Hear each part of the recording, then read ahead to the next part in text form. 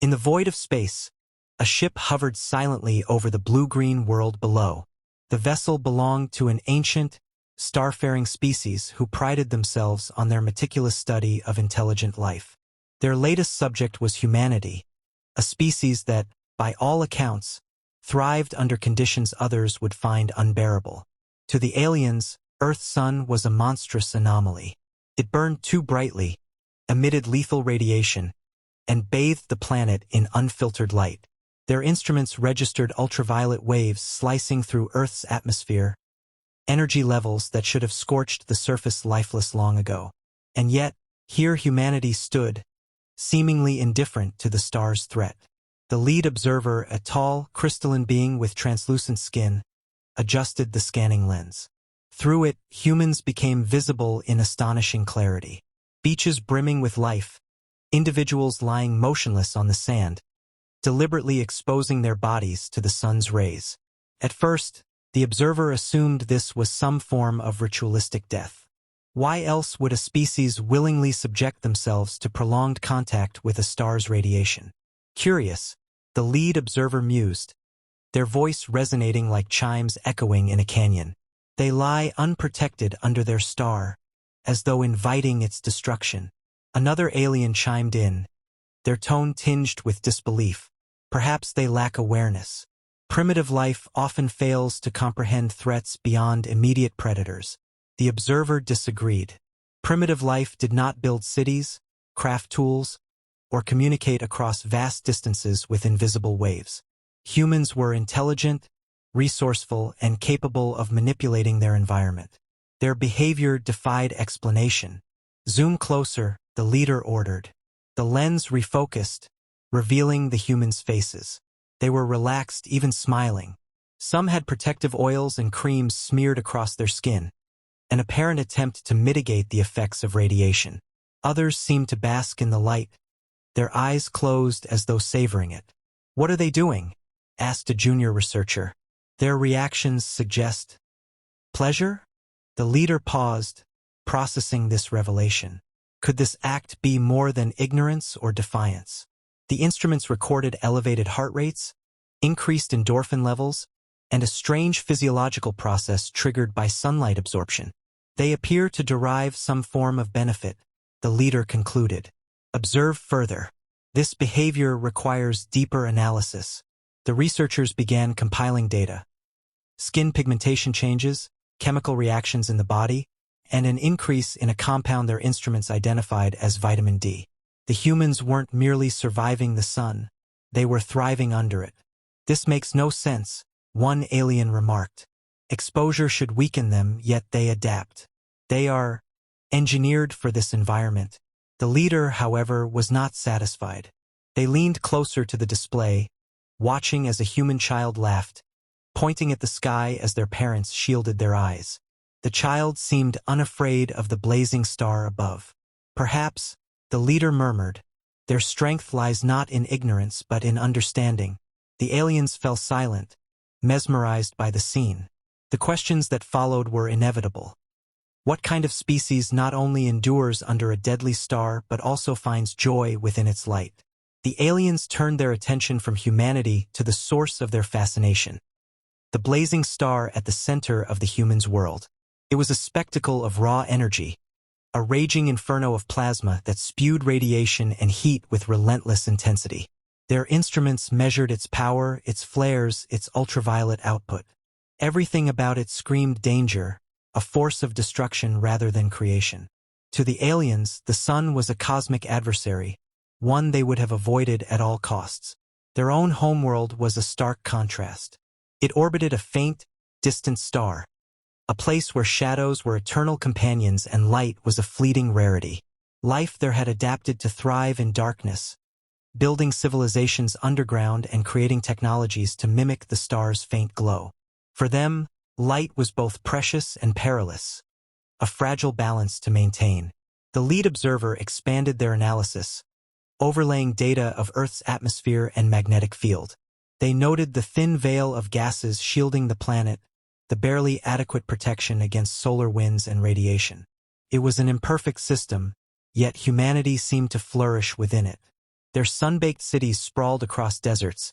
Their cultures thrived under searing heat, and their ecosystems revolved around the energy provided by the very star that threatened them.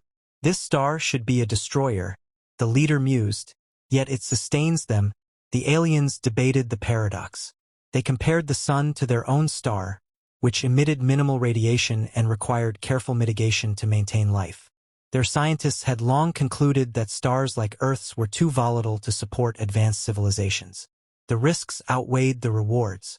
To settle near such a star was to gamble with extinction. Perhaps the humans have developed technology to counteract the dangers, a researcher suggested. Artificial shields, environmental controls, solutions we would employ if forced to endure such conditions, but no evidence of large-scale shielding appeared in their scans. The humans seemed content to live exposed, constructing homes and cities with little regard for the star's fury. The aliens marveled at their audacity. This is not merely survival, the leader observed. They have integrated the star into their existence. Their energy systems depend on it, their food relies on it, and their cultures celebrate it. Images from Earth revealed humans harvesting sunlight, converting it into power through massive arrays of solar panels. Fields of crops stretched under the sun's glow, plants thriving in its warmth. Even human art and rituals seemed to revolve around this celestial object, portraying it as a source of life and inspiration rather than a threat. This behavior contradicts logic, another alien argued. To rely so heavily on a volatile star is to court disaster. The leader disagreed. Perhaps this is the key to their resilience. They embrace the chaos and turn it into strength. The sun, once seen as an enemy, began to take on a different role in the aliens' minds. It was not merely a source of danger but a defining element of Earth's uniqueness, a crucible that had shaped humanity into something extraordinary. The aliens directed their focus to the humans themselves, observing their relationship with the sun in intricate detail. What they saw defied the caution and logic ingrained in their own culture. Humans didn't merely coexist with their star. They actively sought it out. Beaches, parks, and open spaces became gathering points where humans basked in sunlight, laughing and moving freely. It was more than survival, it was an intentional, almost ritualistic engagement with the very force that should harm them. The aliens studied this behavior with growing intrigue. Humans applied substances to their skin, wore specific clothing, and constructed shaded areas, all while remaining under the sun's direct rays. These adaptations weren't enough to eliminate the risks entirely, yet humanity seemed undeterred. Children played under the sun, their skin reddening from prolonged exposure, but their laughter echoed with a carefree spirit. The aliens recorded elevated biochemical responses in their bodies, hormonal changes that suggested heightened pleasure, contentment, and vitality. It is as if they derive strength from this exposure, one researcher remarked, perplexed by the physiological reactions. Their observations extended into human history. Records showed that the sun had been revered in countless cultures. Ancient civilizations had worshipped it, building monuments to track its movements and align with its cycles. Festivals were held in its honor, celebrating its return after periods of absence. Even in modern times, humans continued to tie their lives to the sun's rhythms, marking seasons and planning events around its presence in the sky. This is not just survival, the lead observer noted. This is reverence. They find meaning in its light, even as it poses a constant threat. Yet it wasn't merely cultural. Humanity's physical resilience fascinated the aliens further. The pigments in human skin adjusted to the sun's rays, darkening to protect against damage. Their cells produced compounds in response to ultraviolet exposure, creating vital nutrients that supported growth and immunity. It was a process the aliens could scarcely comprehend, an evolutionary adaptation that turned danger into an advantage. They transformed the threat into sustenance, another researcher commented. This is not simply resilience, it is ingenuity encoded into their biology. But there was more to the relationship than just biology. The aliens detected an emotional connection between humans and the sun. It became clear in the way they greeted it each morning, standing in its light as if soaking in its warmth could cleanse the soul. They captured scenes of people gathering to watch sunrises and sunsets, their faces lit with awe. "It is not fear that binds them to their star," the lead observer mused. "It is acceptance. They have embraced what we would shun." This emotional connection was foreign to the aliens. In their world, survival dictated avoidance of risk. But humans, it seemed, thrived by confronting it. Their rituals, their adaptations, and their joy all pointed to an innate understanding that life was not about avoiding danger. It was about finding balance within it. For the aliens, this behavior was more than a curiosity. It was a revelation about a way of life they had never considered possible. As the aliens continued their observation, something began to shift in their understanding. Initially, they had seen humanity's behavior as reckless, a species blindly enduring exposure to a hostile star. But as the data accumulated, they saw a different picture. A picture of resilience, strength, and a profound relationship with the very forces that should have destroyed them. The sun, once a symbol of danger, now represented something deeper. A challenge embraced. A force that humanity had learned not only to survive but to use to their advantage. The leader of the aliens, who had initially dismissed the humans as merely curious and primitive, now found themselves rethinking their conclusions. The key, they realized, wasn't just in the humans' ability to endure but in their willingness to confront adversity head-on. Where other species might retreat, shelter, or hide from the harsh forces of nature, humanity seemed to move forward with open arms, even drawing strength from the very threats that might otherwise weaken them. "They do not flee from the danger," the leader observed, "they face it. And in doing so, they grow stronger." This idea was radical, almost foreign. The alien species had evolved to avoid risk at all costs, prioritizing survival above all else. Yet humanity had thrived by accepting the inherent danger of their environment. It wasn't just about surviving. It was about understanding the balance between risk and reward.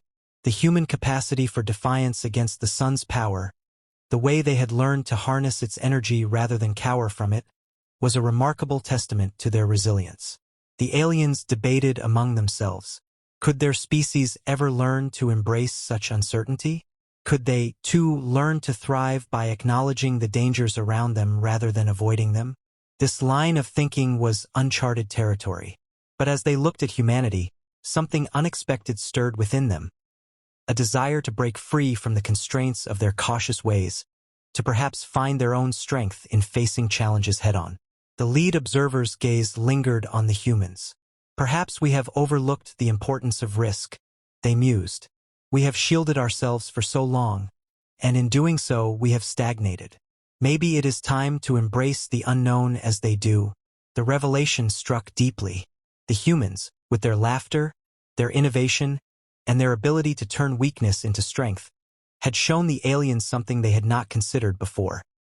True growth came not from avoiding pain but from learning to thrive despite it. Humanity's embrace of the sun, their rituals, their scientific breakthroughs, all pointed to a single truth. Their greatest strength was not in their ability to survive but in their willingness to live fully, without fear of the world's harshness. As the aliens prepared to depart, the leader turned to the others. "We must learn from them.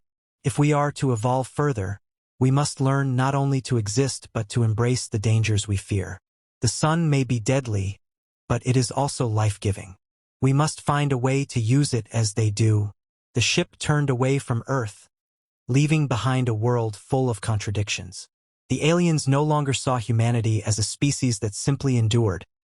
They saw a species that had mastered the art of living fully, using every challenge to grow. In that moment, they realized they had underestimated humanity's potential. It wasn't just that humans survived under a deadly star. They had made the sun their ally, transforming its power into something that fueled their evolution. And for the first time in their long history, the aliens felt something unfamiliar stir within them. Respect. Respect for a species that had dared to do what no other had ever done. Embrace the sun, not as a destroyer but as a source of life.